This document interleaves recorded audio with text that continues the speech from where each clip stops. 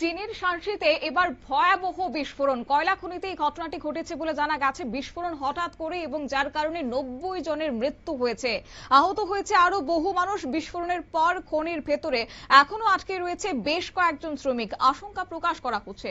জানবো বিস্তারিত, সঙ্গে যুক্ত হয়েছে প্রতিনিধি সৌম মুখোপাধ্যায়। সৌম, চীনের উত্তর শানসি প্রদেশের চাংছি শহরে কয়লা খনিতে ভয়াবহ বিস্ফোরণ, সর্বশেষ আপডেট কি?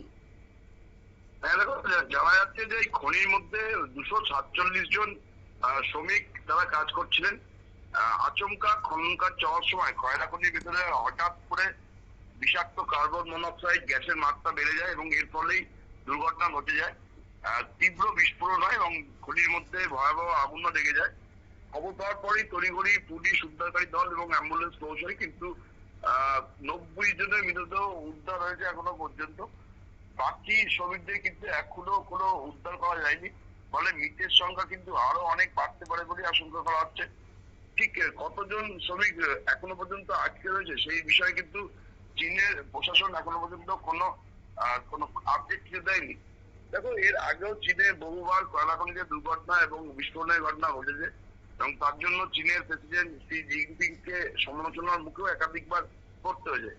অভিযোগ যে যারা খনিতে কাজ করে সেই সমস্ত শ্রমিকদের নিরাপত্তার দিকটা কোনোভাবেই চীনের প্রশাসন দেখে না। তারপরে অবশ্য অনেক নিয়ম কানুন করা হয়েছিল, কিন্তু তারপরেও দুর্ঘটনায় যে কোন রকম আটকানো যায়নি এই ধরনের দুর্ঘটনাতে সেটা প্রমাণ হচ্ছে। যুদ্ধকালীন তৎপরতায় উদ্ধার কাজ চলছে, কিন্তু এখনো পর্যন্ত প্রচুর শ্রমিক, প্রায় শতাধিকের ওপর শ্রমিক তারা আটকে আছে বলেই খবর পাওয়া যাচ্ছে বেসরকারি সূত্রে।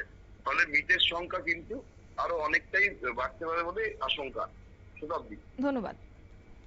চীনের স্থানীয় প্রশাসন সূত্রে খবর, হঠাৎ করে খনির ভেতরে গ্যাস বিস্ফোরণ ঘটেছে। মুহূর্তের মধ্যে ধোঁয়া এবং আগুনে ঢেকে গেছে গোটা এলাকা।